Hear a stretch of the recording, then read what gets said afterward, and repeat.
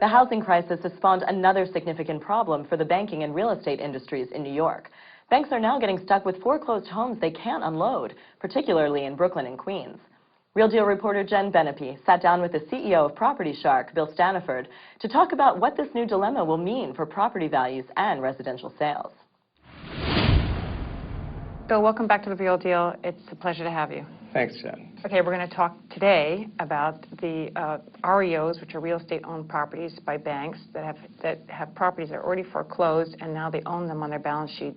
And you at Property Shark developed some numbers for New York City, and you found that the number of REOs had multiplied significantly this year.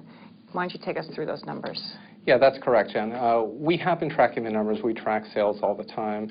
And it seems that the Queens numbers has been the most significant, where really year over year, the REOs that are on hand have gone up about 150%. Mm-hmm. So now, I've spoken to some other people as well as yourself about this particular topic and found that in other places in the country, it's much greater than that. Why are these numbers significant for New York City? Yeah, well, absolutely. There are certain areas in the country that are a lot more devastated. And I can just take Las Vegas, for example, or Miami. People are coming in there. There's investors, and they're buying speculative properties and investing. The ones that are happening here are happening in Jamaica, where people actually live, and this is just a normal course of life.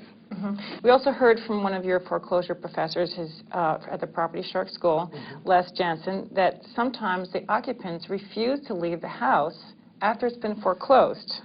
How much of a problem is that? Well, that can be a significant problem. It is difficult to get homeowners out of their property if they don't want to leave. You have to go through the eviction process, and that can be painful, time-consuming, and expensive.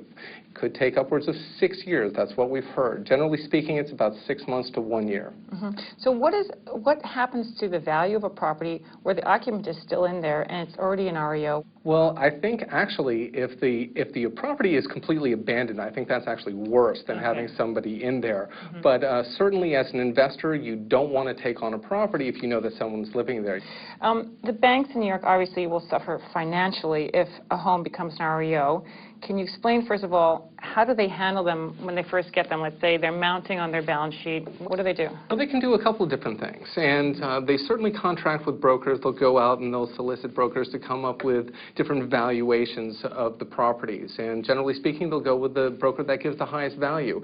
And what ends up happening is the broker tends to not be able to meet that dollar amount that they've given, and they end up keeping the property on their balance sheet. The banks are going to need to come down in price to start moving these properties. One thing that they have been able to do is bundle properties together and sell them off to hedge funds at very significant discounts. Tell us a little bit about that.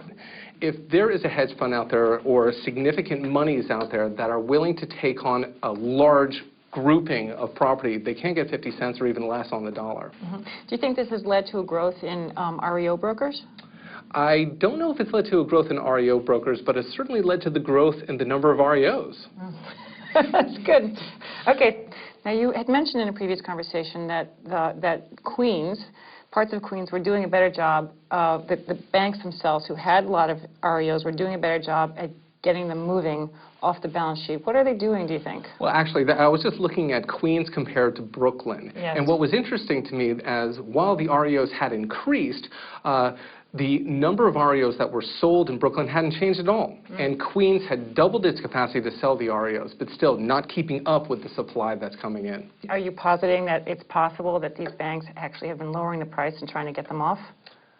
Well, I don't think they're lowering them fast enough. And until we get rid of this inventory, we're going to be in a long, protracted down market. Now, we have a lot of brokers watching our show. Can you tell us a little bit about how our audience can take advantage as brokers and sell these properties, the REO properties? Absolutely. I talk to the brokers about this all the time. They need to start educating people, the people that are selling the properties, that you need to start bringing the prices down.